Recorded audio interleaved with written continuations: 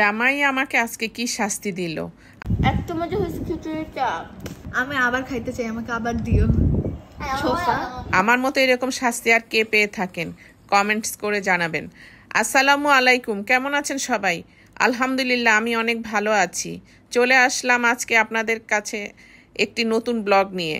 আজ প্রায় এক সপ্তাহ হয়ে গেল আমার বাসায় দুইজন হেল্পিং হ্যান্ডি ঈদের ছুটিতে বাড়ি গিয়েছে, আর আজই আমার জামাইয়ের ইচ্ছে করলো এই ছোট ছোট মাছগুলি খাওয়ার, সাথে আমাদের বাগানের কচুরলতিও খাবে। কিন্তু এইগুলি পরিষ্কার করা তো সহজ কাজ নয়, অনেক সময় লাগবে। তারপরে আমি বাসার এত কাজ সব একা একা করার পর আবার এগুলি পরিষ্কার করে কখন রান্না করব আর জামাইকে খেতে দিব বুঝতে পারছি না। কি আর করা, জামাই খেতে চেয়েছে, সেটা কি আর না করে উপায় আছে? যদি আমি পারবো না বলে দিতাম তাহলে কিছু বলতো না, কিন্তু আমার কাছে ব্যাপারটা খারাপ লাগতো। বেচারা ইচ্ছে করছে বলেই তো এনেছে, এটা চাইলে সে পরেও আনতে পারতো। বাগানের লতি 2 দিন পরে তুললে কিছু হতো না, কিন্তু লতিগুলো আরেকটু মোটা মোটা হলে সেগুলো পরিষ্কার করতে সহজ হতো। আর এই মাটির ইটা আমার বড় বোন রংপুর থেকে পাঠিয়েছে।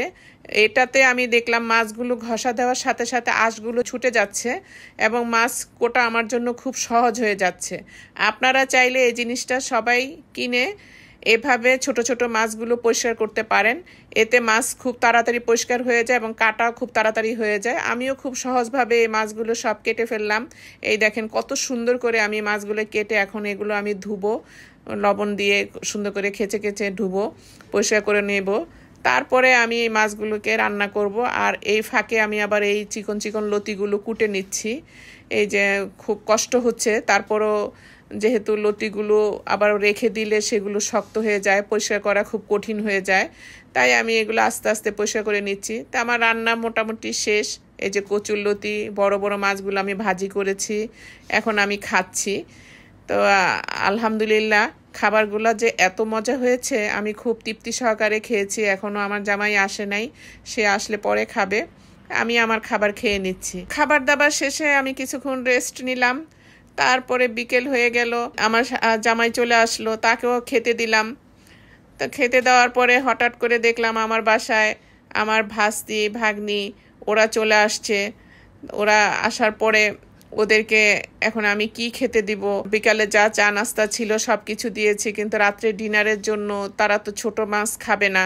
তখন তাদের জন্য আমাকে আবার নতুন আইডিয়া চিন্তা করতে হলো কি খাওয়া দেওয়া যায়। আসলে আমরা যা কিছু করি সব তো স্বামী সন্তানদের জন্যই করি। তো স্বামী সন্তানের পছন্দের খাবারগুলোই সবসময় আমরা রান্না করে দিতে চেষ্টা করি। চালগুলো ভাজা প্রায় শেষ পর্যায়ে। আমার ফ্রিজে আগের থেকে তেহারি রান্না করার মাংস ছিল, আমি সেই মাংসটা নামিয়ে এগুলো সব দিয়ে দিব, খিচুড়ির মধ্যে দিয়ে পানি দিব। খিচুড়িটাই তো শেষ পর্যায়ে, এখন আমি কিছু ঘি ঢেলে দিব, অল্প একটু ঘি দিয়ে তারপরে খিচুড়িটা নেড়ে চেড়ে আমি 10 মিনিট দমে রেখে নামিয়ে ফেলবো। আমি অলরেডি দেখেন খিচুড়িটার চেহারা। অনেক হ্যাপি খিচুড়ি পাই। এত মজা হয়েছে খিচুড়িটা, তাই ঝাল হয়েছে না? না আমার ঝাল লাগতেছে না বাবা। আরেকজনের খাইতে খাইতে কোনো খুশি নেই। সিরিয়াসলি এটা অনেক বেশি মজা হয়েছে। আর গরুর মাংসটা এত সফট হয়েছে, সেই হয়েছে বাবা, সেই হয়েছে। আমি আবার খাইতে চাই, আমাকে আবার দিও। ছোসা